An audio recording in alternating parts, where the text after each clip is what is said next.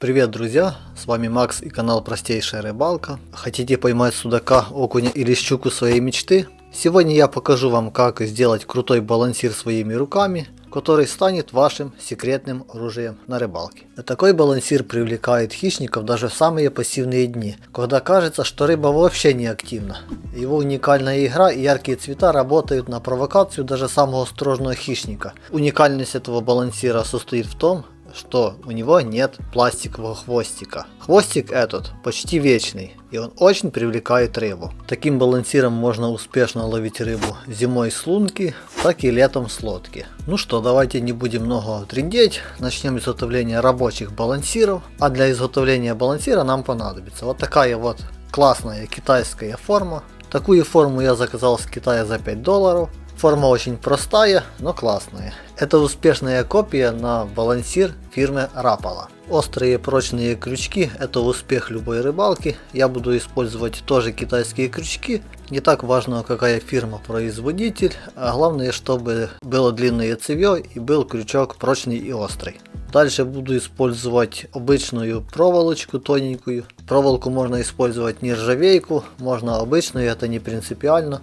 Проволочка все равно вскроется лаком. А главное, чтобы проволока не была слишком мягкая и толщина подходила к размеру формы. С помощью круглогубцев делаю такую вот скобку. Эта скобка хорошо подойдет к нашей форме. Когда залью свинец в форму, получится два ушка на балансире. Все, можно вставлять нашу фурнитуру в форму. Мне очень нравится эта форма. Материал формы это скорее всего дюраль. В отличие от гипса, пошкрябать ее очень сложно.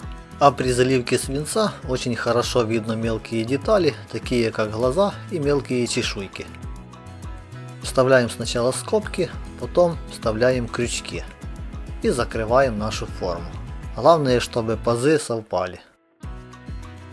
Ну что, начинается самое интересное. Берем несколько кусочков свинца, вес свинца подбираем под вес балансира и с помощью газовой горелки разогреваем свинец. Свинец разогреть нужно очень хорошо, не просто чтобы свинец расплавился, а еще немножко нужно его прогреть.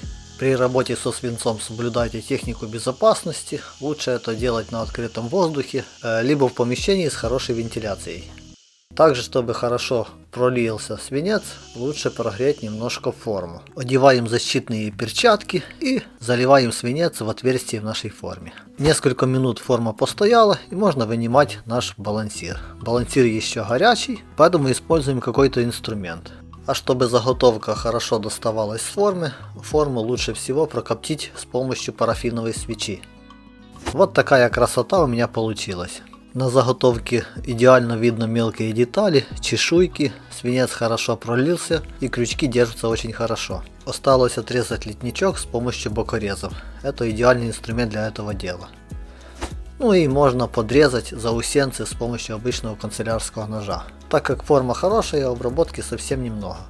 Если же использовать гипсовую форму, то нужно будет обрабатывать заготовку не только канцелярским ножом, но и надфилем. Так, переходим к процессу покраски. Для начала нужно обезжирить нашу заготовку. Можно использовать любое средство, которое у вас есть.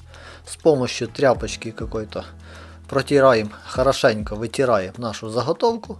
И нужно хорошенько прогрунтовать нашу заготовку. Буду использовать обычный грунт для металла белого цвета. Можно использовать и обычную краску. С помощью кисточки для рисования вот так хорошенько прорабатываем нашу заготовку, чтобы нигде не было следов. Если же не использовать грунт, то в результате краски будут ложиться неравномерно и цвета будут такие тусклые.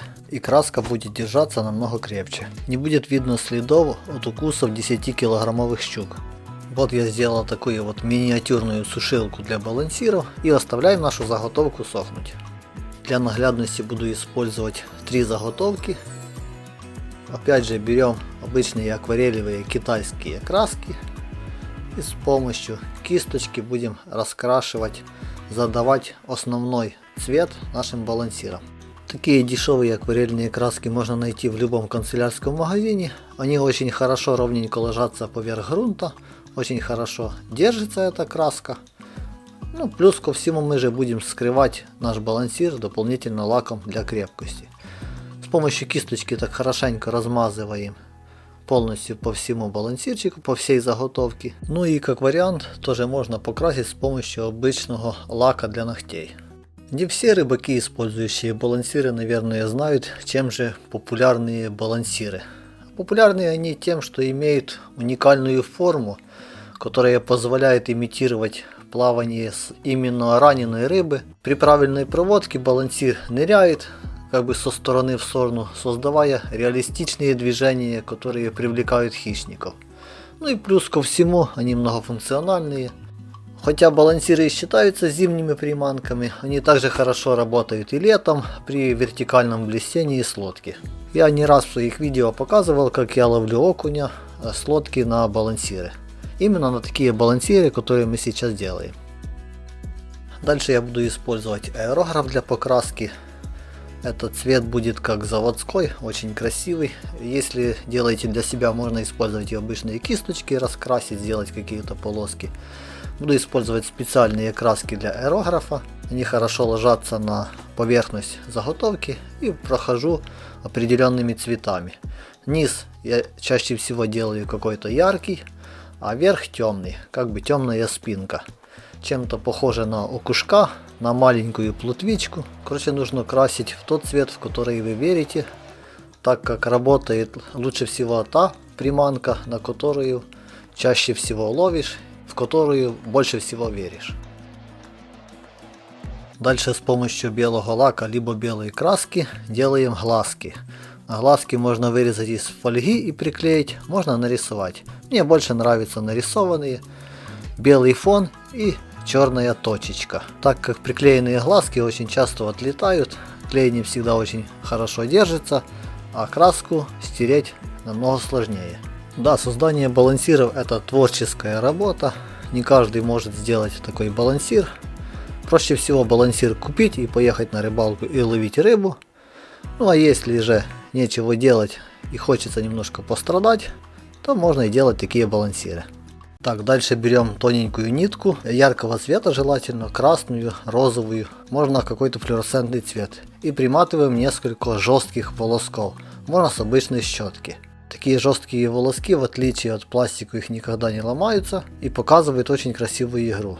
С помощью нитки сначала фиксируем эти жесткие волоски. Дальше с помощью простого узла удавка делаем 2 наброса и затягиваем нитку. Дальше я беру обычный плоский люрекс золотого либо серебряного цвета, несколько волосков. Также добавляю к хвостику. А основным материалом для хвостика будет шерсть. Можно использовать шерсть какой-нибудь козы. Я же использую шерсть рыбацкого пса Шарика. Шарик со мной поделился. Я взял несколько пучков шерсти и примотал к хвостику. Все, хвост полностью готов, я его зафиксировал. Потом нитку можно проклеить клеем, либо лаком. Шерстяной хвост балансира обладает рядом преимуществ перед пластиковым. Особенно в условиях зимней рыбалки, где важны мелкие детали и естественность игры приманки.